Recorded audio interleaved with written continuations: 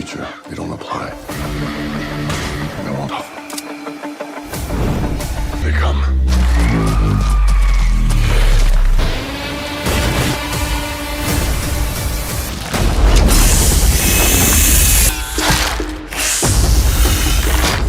Her power grows stronger by the day. Await the Overlord!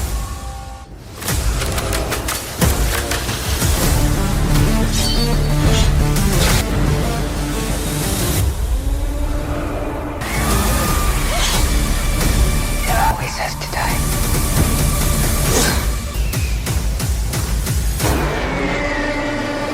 I got you, homie. Let's go. Yo, what's up, homies and ladies? So let's naked this film. Spoiler ahead. Watch out and don't forget to like and subscribe. Okay. The story begins in a period of global devastation after a great war. In the only remaining city lives the witch, Grey Alice, famous for granting any request to those who can pay. Not very pleased with her heresies, the church decides to make an example of her and condemns her to the gallows.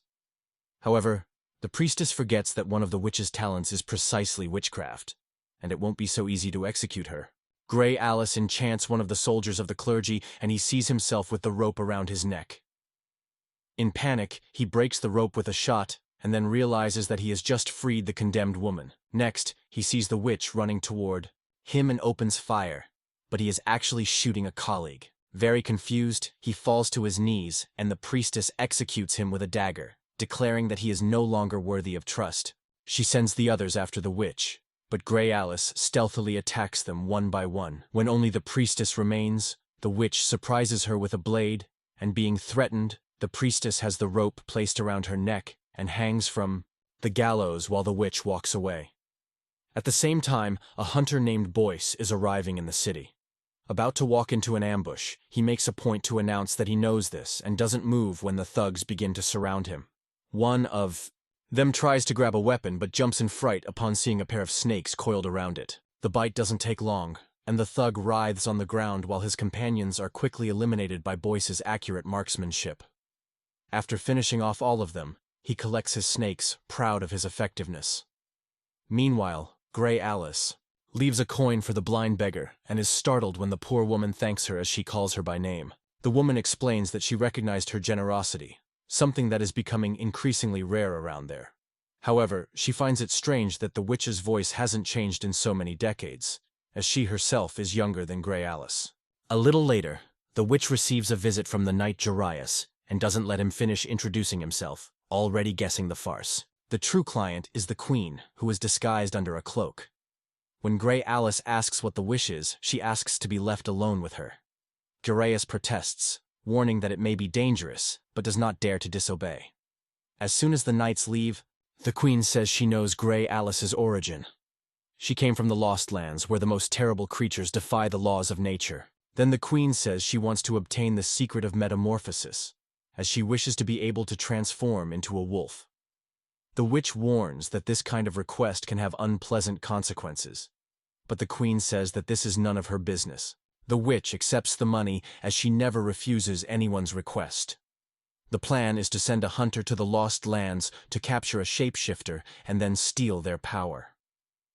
She asks the queen to give her until the next full moon, which will occur in 6 days. After the agreement is sealed, Knight Jarius returns to the witch's hideout.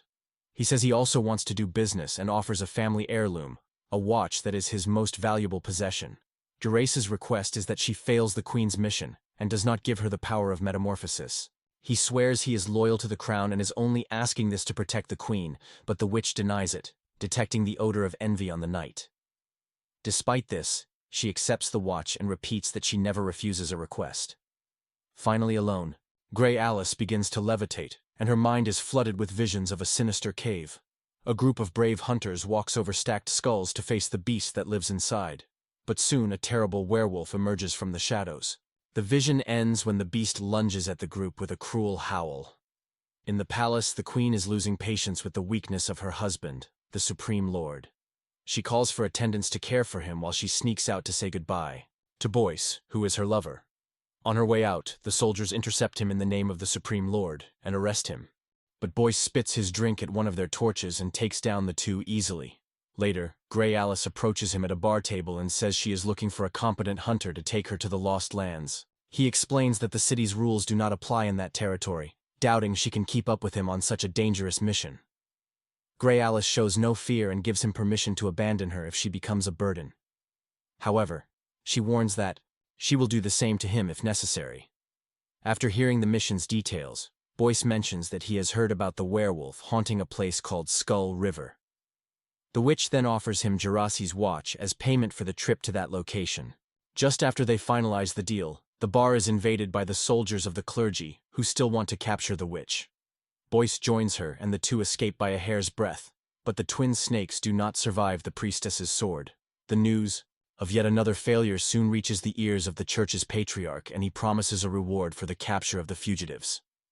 However, according to the confiscated pamphlets, Grey Alice is becoming a symbol of resistance, inspiring everyone to fight against the powerful each time she escapes the gallows, having also not hanged the priestess when she had the chance. This causes the clergy to tighten the siege, and even the poor blind woman is captured. Under pressure, she reveals that the Queen visited Grey Alice recently, which greatly interests the patriarch. He demands that the priestess obtain a complete confession from the witch before eliminating her. At this point, the two adventurers are already on their way to the Lost Lands. The first stop is a trading post, where Boyce introduces Grey Alice to his friend Ross and his sister Mara. Although she meets him with a shotgun, Mara quickly changes her tone and shows herself to be more than just a friend to Boyce. During dinner, the witch states that they must reach their destination before the full moon, as she needs to catch the target in his wolf form. Boyce thinks the deadline is too tight and says that this will only be possible if they follow the train track, crossing the mountains through the tunnels. After spending the night with Mara to catch up, Boyce sets off in the morning with Grey Alice and warns that from then on, there will be no more welcoming friends. Little does he know that the priestess is coming by train to capture the duo. Upon hearing this, the Queen confronts the patriarch, saying that those soldiers are more useful here in the city. He responds by mentioning the rumors of infidelity about her, and the effect they could have on the populace, regardless of whether they are lies. After this conversation, the patriarch becomes convinced that the Queen will not be an ally of the clergy and decides to prepare in case the Supreme Lord dies. When the train arrives at the trading post, Ross and Mara are pressured to tell what they know. Seeing her brother being beaten by the soldiers, Mara can only hold out until one of them brings a hot iron, and she begins to scream that the witch is headed for Skull River. Even after getting what she wanted, the priestess orders her men to set fire to everything. Now there are only 3 days left until the full moon, and the duo arrives at a place known as the Rift. Boyce calls a known acquaintance, Cyrus, who operates an improvised kind of cable car. However, as Boyce continues to call out, and Cyrus does not respond, they enter through a side door and begin looking for him. After crossing several filthy corridors, they discover what is left of Cyrus, and guess that the priestess has already been there before them. Backtracking through the corridor, they find her wearing a pair of sunglasses. All the soldiers have the same accessory to avoid being controlled by the witch through eye contact. The priestess then addresses Boyce and offers a handsome reward if he delivers the witch to her without fuss. He says he regrets it, but she hired him first. Only then does Boyce see Mara hanging on the wall and becomes completely enraged. She still gathers all her strength to call his name one last time, and the priestess takes it upon herself to deliver a mercy shot right in front of Boyce. This infuriates the hunter even more, and he begins to shoot at the soldiers while Grey Alice demonstrates that she does not need magic to defeat anyone. As soldiers fall, a new wave appears with sickles and axes, but the duo manages to handle them too. Only the priestess remains still in the midst of the battle, confident that there will always be a subordinate to take the bullet for her. When Grey Alice notices the cannon turning in her direction, it is already almost too late. The two escape the explosion by a hair's breadth and run into the wagon, triggering the mechanism from a distance with a shot. Some soldiers manage to get inside too, and one of them jumps on top of the car, making several holes in the roof with shots. Grey Alice is forced to climb up as well to deal with him. When the priestess sees that the witch is winning the fight, she orders them to cut the cable. Her men obey and quickly release the first, leaving the wagon hanging and tilted. Then she herself breaks the second with a bullet, and the gesture practically catapults the wagon. It crashes against the mountain wall, and Grey Alice shouts to Boyce that the only way out is to climb. This is easier for her, who is already outside, but Boyce is still balancing inside the wagon. Moreover, the rope that keeps him hanging is also about to snap. It finally breaks just as Boyce manages to leap to the rocky wall, following Grey Alice. The priestess does not give up and shoots from the other side of the rift, hitting the hunter's shoulder. However, when she goes to aim for the second shot, she forgets the spell and looks directly into the witch's eyes. The contact is brief, but enough to leave her confused and lose focus. Later, Boyce removes the bullet from his shoulder and Grey Alice helps him, stitching up the wound. At that moment, he tells her that she is very much like him, and that he knew that since he first looked into her eyes. Meanwhile, in the palace, the queen receives news that she is pregnant. Very pleased, she tells her almost paralyzed husband that the future Supreme Lord is the son of a peasant named Boyce. After the confession, she pushes a pillow against his face and holds it tightly until he stops breathing. With 2 days until the full moon, Boyce and Grey Alice arrive at an old military zone called Shadowbane. Hearing the train approaching, they are forced to hide in the ruins of a power plant. Boyce warns about the creatures that live there, and says they need to keep a flame burning all night, as fire is the only thing they fear. Then the lights begin to flicker on slowly, and a chilling sound starts coming from all directions. A grotesque creature emerges from the shadows, baring its teeth. Boyce ignites a circle of fire around them, but that doesn't work as well as expected.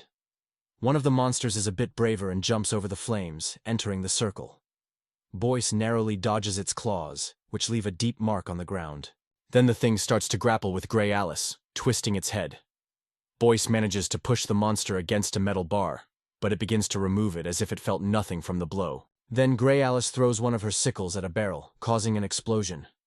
This seems to irritate the upper echelon of the other race that was watching everything from the top of the structure.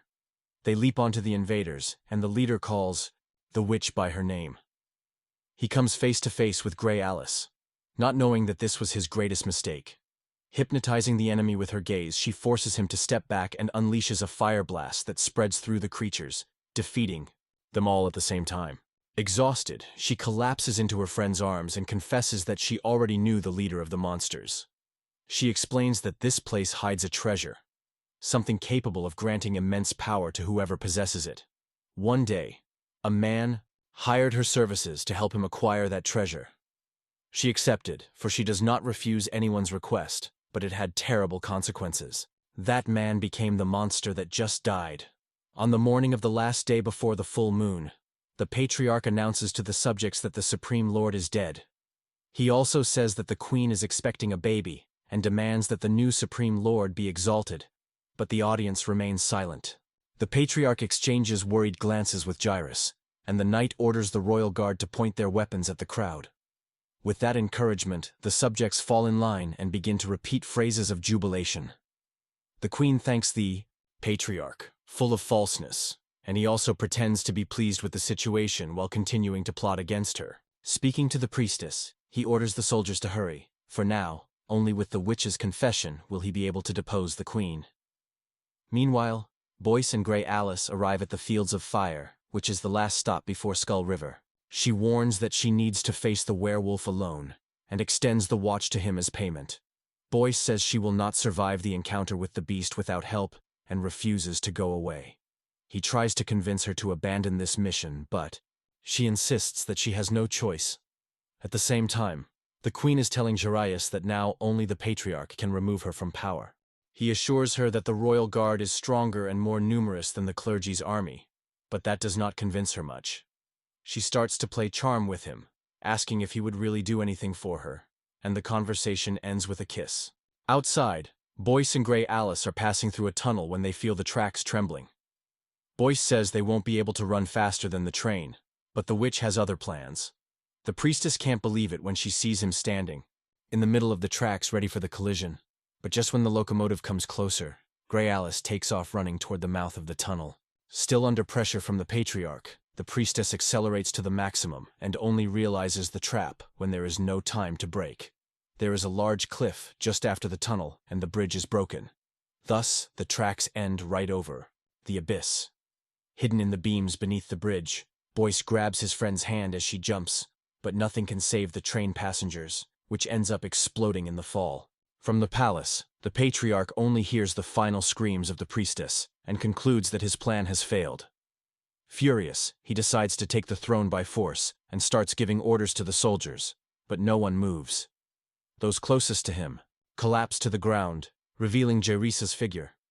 He accuses the patriarch of treason and condemns him to death, executing the sentence right there. Arriving at Skull River, Grey Alice is shocked by the number of stacked skeletons, and Boyce explains that those were all who dared to face the werewolf. However, there is not a trace of him at the moment, and the fire seems to have not been lit for a long time. Grey Alice says that tonight will be the full moon, and he will surely come. Boyce continues to try to convince her to give up, while Gerasi also tries to make the queen forget about this plan, but both fail equally. Only when the full moon appears in the sky does Grey Alice confess that she knew the truth from the beginning. The werewolf is Boyce himself. He is already feeling the onset of the metamorphosis and swears he did everything to warn her, but she does not believe him. The transformation is very painful this time, as there is an object beneath his skin that seems to be leaking a silvery liquid. Nevertheless, the change completes, and he lunges at the witch, but does not take his eyes off hers. Falling into hypnotism, he sees her as a flock of crows that unite in the sky to form a giant bird. The two monsters clash and the werewolf is struck by the witch's claws amid the combat. She seizes the moment to tear him further until she sees him fall to the ground as though dead. He reverts to his human form when the clouds cover the moon, and Grey Alice cares for him tenderly, advising him to rest. But when he wakes up, he sees he is chained, and the witch confesses her entire plan. After the priestess shot him in the shoulder, Grey Alice placed the silver coin beneath his skin while stitching up the injury, knowing it was the only way to weaken him. Now, she needs to fulfill her agreement with the queen and take the power of the wolf from him. But when she raises the dagger, Boyce makes his own request. His wish is for Grey Alice herself as his companion. Once again, the witch replies that she never refuses a request, but warns that the price may be too high. When the full moon appears in the sky again, Boyce transforms once more, and she plunges the dagger into the wolf's skin. Covering his body with stones, she leaves the watch on top as payment and returns to the city. The return of the invincible witch has a tremendous effect on the populace, and the workers begin to revolt. Grey Alice hands the wolf's skin to Jarius and says that the queen must drip her own blood on it before donning it. She warns that this must be done that very night without fail. The knight asks for his watch back, arguing that she chose to fulfill the queen's request. Grey Alice tells him that the queen is pregnant by a man named Boyce. Taking his life, she tells Jairus that she gave him what he really wanted. The queen is devastated to learn of Boyce's death, and reveals that she only wanted to be a wolf so she could be with him uninterrupted. Jairus tries to calm her and once again says that he would do anything for her. Furious, she demands that he die and buries a sharp hairpin in his neck. By this time, the people have already stormed the castle and she is forced to flee. The sun rises, burning the wolf's skin and destroying the desires of both the queen and Jarius. At Skull River, the stones begin to stir over Boyce's body, which is still alive. He returns to the city and confronts Grey Alice about the betrayal. She says she only removed the wolf's skin without intending to harm him, and knew that Boyce would survive. To prove she is telling the truth, she predicts that he will shoot at her anyway, but his gun will jam. Paying to see, Boyce pulls the trigger, and the gun indeed jams. Grey Alice pulls out a dagger just as he does, and they both press their blades against each other's throats. The stalemate ends in laughter, and the duo decides to make amends, thus fulfilling Boyce's wish. Why are you running? Oh my